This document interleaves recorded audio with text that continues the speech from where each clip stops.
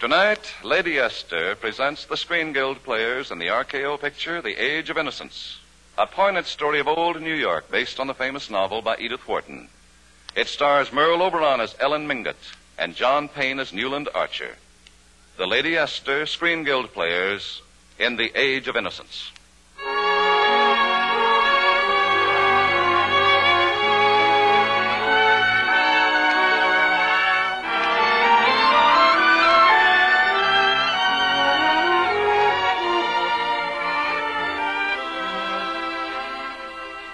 Nancy, I've only got 2 days' leave. Why waste good time on an old picture album? Well, when you marry me, you marry my family. You want to know something about him, don't you? Well, I know you. That's enough for me. Oh, silly. This was my grandfather, Grandpa Newland. Sideburns, huh? What was he made up for? Johnny, don't be disrespectful. And this one was my grandmother May. She was very young then. Not bad, not bad. Say, who's that other gal? Oh, that was Grandma's cousin Ellen. She was a countess. Sure looks like she had plenty of zing. I've always thought she was very beautiful. You know, ever since I was a kid, I've wondered about her and asked about her, but the family never says very much, and... Well, sometimes I just wish she could talk. And if I could talk, what would I say? How could I make you understand?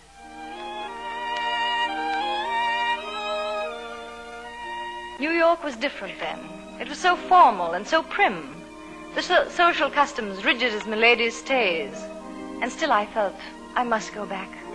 I must go home. Although I knew there would be talk. Oh, yes, I knew how busy tongues would wag. My dear, have you heard? Ellen Mingott is back. But she lived in Europe for years and years. What in the world would bring her home now? They say she's left her husband, Count Olenska. There's been talk of a scandal. Oh, how simply disgraceful. Of course, she won't be accepted in decent society. Oh, you underestimate her grandmother Mingott. You mean that Mrs. Mingott would even dare? Oh, yes, indeed. Tonight, in fact, she's bringing her to May Welland's engagement reception.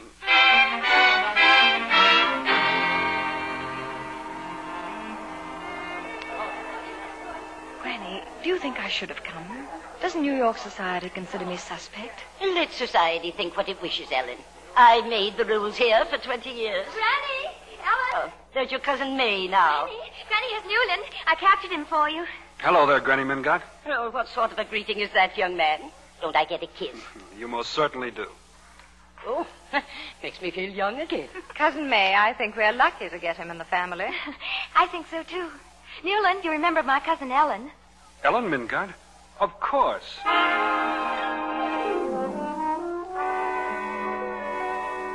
That was all. Just those few words. And then you smiled at me, Newland, and took my hand. And somehow in that very first moment, I think I knew why I'd come home. But it wasn't until later that evening we had a chance to talk alone. And really, I never meant to say what I did. It started as a simple conversation, quite proper, Did quite you have polite. a pleasant trip over, Countess? Very, thank you. I suppose you see lots of changes in New York. Yes, and in the people, too. The people? How? Oh, everyone is so kind to me now, and I left here broken-hearted, my whole life over. But you were only a child. I was 8, and I'd suffered a very cruel disappointment. I'd been publicly snubbed by my secret hero. Why, not really. Oh, yes. It happened at Cousin May's birthday party. He wouldn't dance with me. I was too little. Why, the nasty little wretch. Yes, weren't you? You should have just... Me? Are you trying to say that was... Really, you know, you were such a horrid little boy. But I don't understand. I mean that... Don't worry. I forgave you years ago. Are you sure? If you wish, I'll prove it. I'll give you that poor lost dance right now. Now? You won't refuse me this time, will you? Why, of course not. And I'll never believe that I ever did.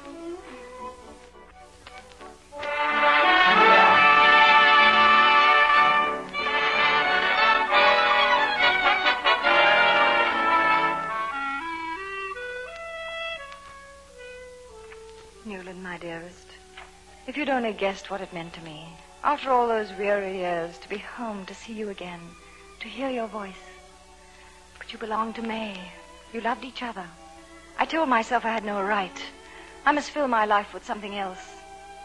And so I tried. Not always wisely, perhaps, but I tried. And Granny was a little worried, I think. that you, Ellen? Come in. I'm just having my tea. Oh, Granny, how wonderful. How would you guess I'd be chilled to the bone?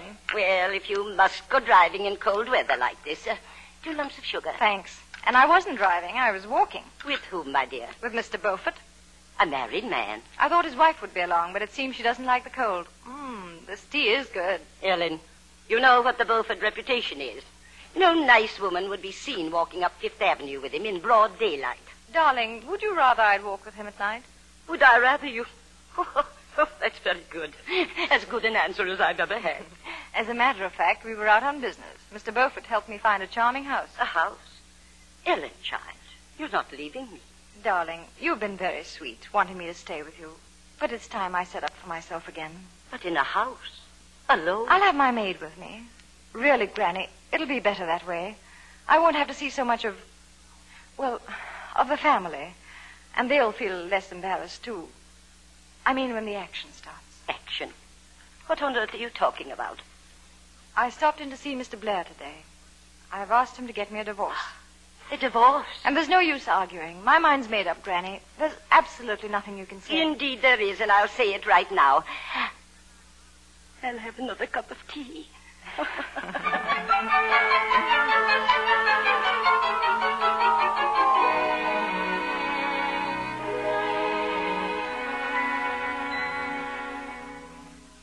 I'm a little early, I believe. I have an appointment with Mr. Blair. Yes, madame. This way, please.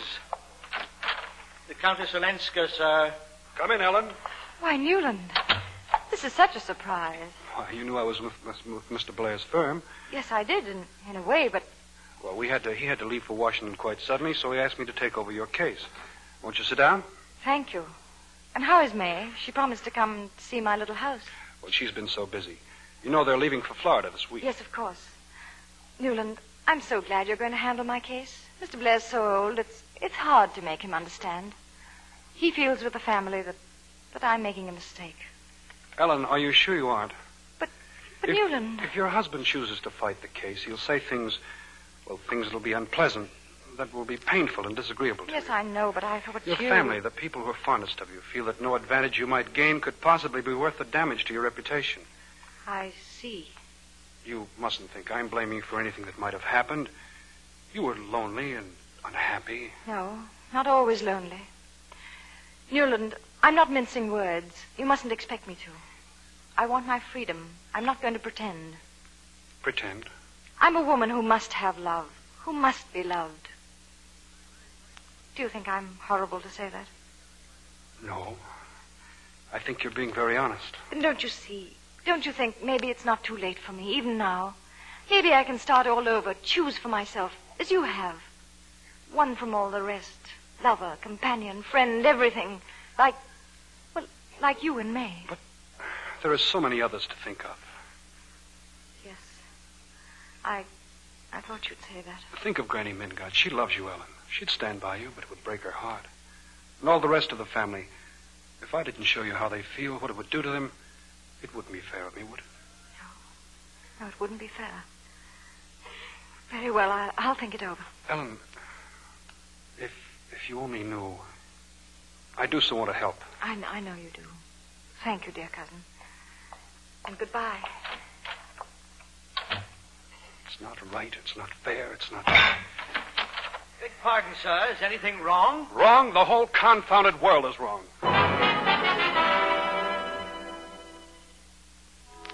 What was it, Newland?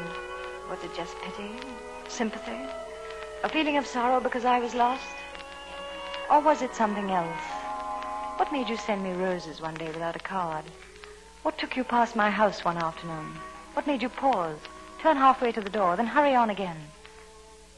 And then, at last one evening, what was it really that brought you inside? I've been meaning to come see your house. I rather like it, Ellen. I like it, too. Though, of course, the neighborhood isn't very fashionable. Newland, why is it that all your fashionable houses have to be the same color? I guess because we're afraid of being different. It's something I've thought a good deal about lately. I must confess, I've been thinking about you, too. About me? Yes, I've changed my mind. I think you're entitled to your freedom. I want to help you get it. But what about all the things you said? It's your life and your happiness. You've a right to decide these things for yourself. The family. Oh, hang the family. The family's wrong, and so was I. I don't think so, Newland.